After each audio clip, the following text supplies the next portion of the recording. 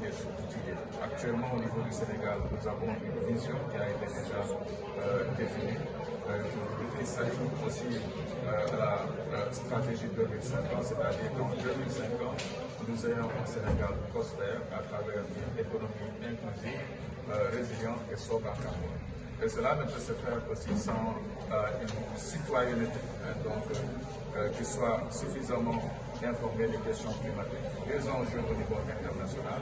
mais qui puisse être aussi transformée au niveau national, déjà dans les politiques, mais également au niveau décentralisé, parce que nous, ce que nous souhaitons davantage, c'est que cette question-là soit prise à bras le corps par toute la communauté. Parce qu'on ne peut pas interpeller les populations au niveau mondial à un changement de paradigme vers une société sobre en carbone et résilience sans qu'on ait une masse critique de citoyens qui soient impliqués dans ce processus et mieux qu'ils soient informés de la dynamique. On nous a parlé de la contribution déterminée au niveau national. Nous sommes en train de définir une stratégie à long terme pour la sobriété et la résilience. Et nous pensons que toutes les parties prenantes doivent être impliquées dans ce processus-là. Et parmi lesquelles parties prenantes, les parlementaires, d'où l'atelier ou l'activité que nous organisons aujourd'hui pour échanger sur les questions déjà du financement, l'accès au financement, échanger sur la question de l'adaptation, parce que l'adaptation aussi pour nous est une question importante qui est non seulement à l'agenda international,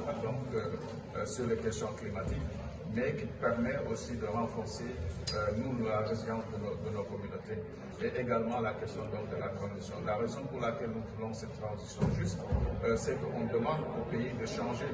d'avoir des trajectoires sobres en carbone. Le Sénégal s'est inscrit dans cette dynamique parce que étant un pays producteur de gaz et de pétrole, et pour les efforts que nous allons faire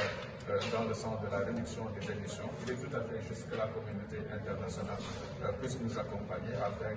qu'on puisse davantage contribuer à ce qui est attendu dans l'objectif de l'accord de Paris, c'est-à-dire de réduire les émissions de gaz à effet de serre, mais de faire en sorte qu'on n'arrive pas à l'élévation du niveau de la température à 1,5 degré, voire à 2 degrés. Donc, c'est l'une des raisons pour lesquelles nous pensons que les personnes qui doivent être, disons, au premier plan sont les parlementaires avec lesquels nous avons déjà commencé un processus qui est d'informer, je pense que c'est la base de tout, et maintenant de les outiller pour qu'au moins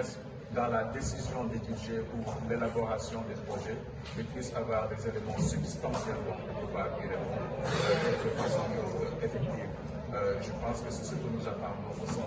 des parlementaires, que nous reprenons au mieux que nous le souhaitons pour qu'on ait quand même des lois qui nous permettent au moins de renforcer notre lutte contre les changements climatiques essentiels.